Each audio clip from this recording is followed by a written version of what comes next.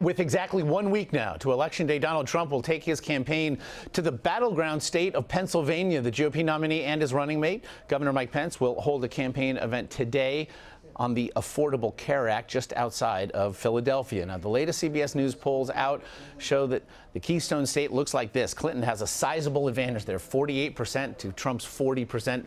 But is it possible for Trump to take the White House without that delegate haul from PA? A great question for CBS News Elections Director Anthony Salvanto, standing at the elections board with a look at Trump's various paths to 270. And Anthony, let's start right there. Just how important is Pennsylvania for the GOP nominee 1 week from today? Extremely. Hey, Josh. So we're going to have some fun with electoral math here again this morning. Let me show you why. If you figure that Hillary Clinton has a sizable lead not only in Pennsylvania, but also in Virginia, if she wins that, she's going to be at 270 votes. Now, that could change a little bit if she doesn't get all the electoral votes out of Maine, but let's put her at 270 for a moment. That gets her elected. So Donald Trump pretty much has to flip Pennsylvania back in order to stay in this game. If he doesn't, let's leave that out for a minute and call that something of a toss-up. He can go and he's got to get Florida and he's got to get Ohio, and then he'd have to go somewhere else, Josh. And that's why you see maybe he's starting to think about trying to flip Wisconsin, where he's been down in the polls. Someplace else to make up that electoral gap. He'd have to go get Colorado, and he'd have to hang on to Arizona, where he's got a slim lead. And even then, if he goes and gets Iowa, the point here is, you see his bar still isn't hitting 270, even with all these other states if he wins, if he doesn't get Pennsylvania.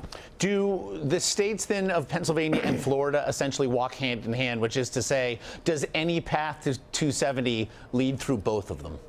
Yeah, in fact, that's a great point, because it's not like these states are entirely separate. When you look at the kinds of voters that live in each of them, he is doing especially well with men. We've talked about the gender gap, with white non-college men who feel like they're falling behind in this economy. You find plenty of those in Florida. You find a lot of them in Pennsylvania. But that's also why he's trying to go and get a place like Ohio, or flip someplace like a Wisconsin, or much harder, a Michigan, because they have larger percentages of those kind of folks that have been part of Donald Trump's base, Josh. And yet he was in Michigan yesterday. He will be in Wisconsin today. In Michigan yesterday, made the curious decision to have Bobby Knight introduce him.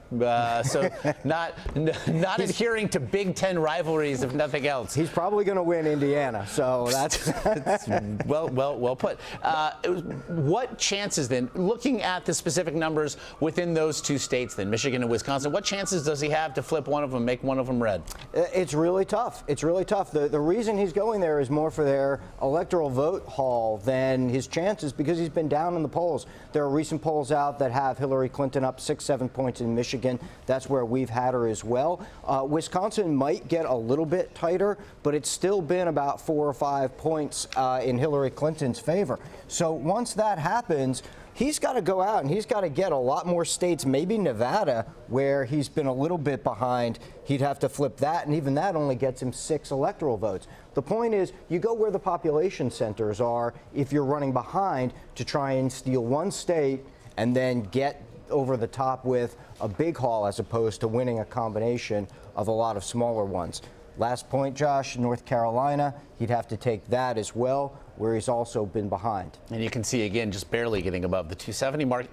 You mentioned Nevada, perhaps flipping that red. There's a significant Hispanic population in the state of Nevada, not unlike the state of Colorado, which currently sits red on this map as well. What problems do the polling numbers right now suggest he'll have, given the 15 months of the election cycle we've seen as it regarded Donald Trump and the voting bloc here in question? They suggest that both of those states are leaning blue. At best, they're toss-ups, but we've got Nevada leading blue, and Colorado, our most recent poll, has Hillary Clinton with a narrow lead, and that is very much because of that Hispanic vote. In fact, Josh, Arizona right now is effectively a toss-up, because also not only do you have a large Hispanic vote, But they say they're very motivated to vote. They say they're definitely going to turn out, and they're sizably for Hillary Clinton. So that's in some sense made it so much harder for him out west